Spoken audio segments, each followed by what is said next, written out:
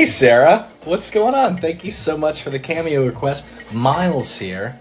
Man, oh man, I love this cameo request. So there's two parts. You said, I just wanted to ask what Oscar Pine's birthday is, and how do you reckon he'd spend it? Also, what presents do you reckon Team RWBY and Junior would get him based on their relationships? Okay, first I'm gonna get the first question out of the way. And it's probably a bit of a disappointment, but also a little look into the world of writing. We only give people birthdays if they need birthdays. Right now, Oscar Pine does not need an official birthday, so we actually haven't given him one. I can't really answer your first question, but God, I love your second question so much. It's kind of a two-parter. You're like, oh, how would he spend it? That's the thing. Oscar's friends, they have the whole day planned out, and it starts with breakfast from Nora.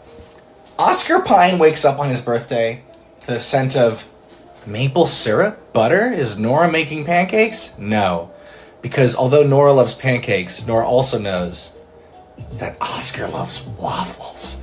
He comes into the kitchen. Nora's made an absolute kingdom of chocolate chip waffles with maple syrup and butter for a good buddy Oscar, as well as the juices and the bacons and all of it. She's got a whole spread. Surprise! Happy birthday, Oscar. They're there. The whole team's there to greet him in the morning. Jean and Ren have some stuff wrapped up for him. Ren has something wrapped up. It says from Ren, and then clearly in Nora's handwriting it says and Nora. But you kind of get this vibe that Ren was the one that went out to look for this gift and bought it and wrapped it and then was like, you can also have partial credit, Nora.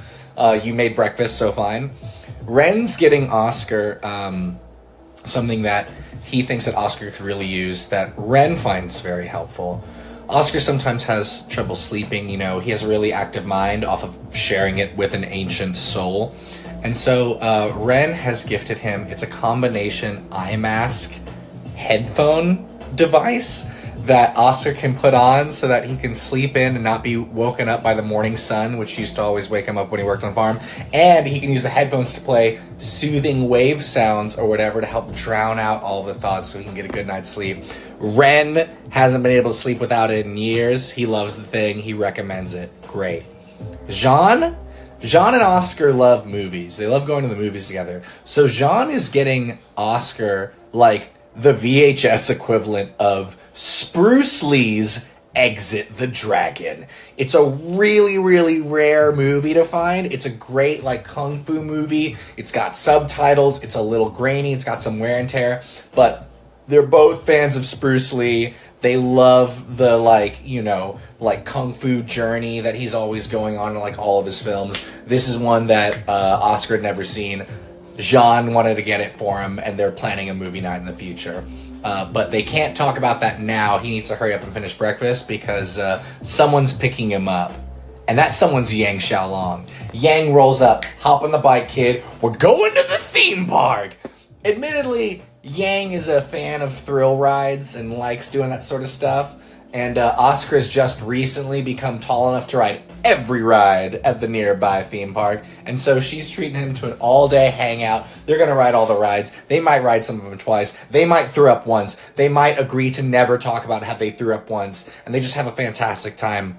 After that, it's then going back to their place because there's some other folks that want to say hey and give them a good time. It's RWBY, Weiss, and Blake. They're having a pizza party or something.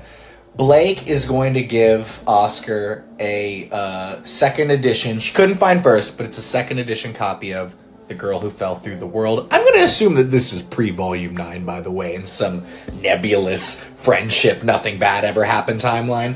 But I think Blake knows that Oscar is a fan of this book, and she's a fan of all books, and happened to know where this one lived, and so got it for Oscar, something that he could enjoy in his spare time. Weiss, full-on panic attack when she had to get something for Oscar. She had no idea what to get this sweet boy. She got a bunch of different things, returned all of them, and at the end of the day, despite feeling terrible about it, she wrote him a very sweet personal card, and then just put 500 lien in it, because she was just like, please just get yourself something. I don't know. I just need you to be happy. Just please be happy. You know yourself better than I do. You're great. I love you. Just take it. It's just like, it's just a little bit. Meanwhile, Oscar's never held 500 Leanne, like, in his life. And it's just like, you don't need to do this. And Weiss is like, I know, I'm sorry, it's fine. Last but not least, Ruby Rose. Ruby Rose is like, hey, it's not much, but it's something. She has clearly wrapped this thing in, like, newspaper, but has colored it and, like, drawn Oscar on it, looking really cool. He opens it up. It's the new release of a favorite video game of theirs. And Ruby is essentially like, I know it's not, like, a big deal. It's not, like, 500 Leanne. And Weiss is like, shut up! It was all I could think of! But I just thought, it's got a co-op campaign, and maybe, I don't know, we could hang out and play through this game together. And Oscar's like, dude, yes. Yes. I liked playing games, but I always played single player. Off of living in the middle of nowhere, I would love to play through this on co-op. And so they just do an all-nighter. They beat the game by like 4 a.m. and everybody comes out and is like, hey, do you guys want breakfast? We've got a bunch of leftover waffles. And Oscar and Ruby are like, that's chill. I think we're gonna go pass out. Oscar, see you tomorrow, bud. Get some... Oh, he's asleep. He's already asleep.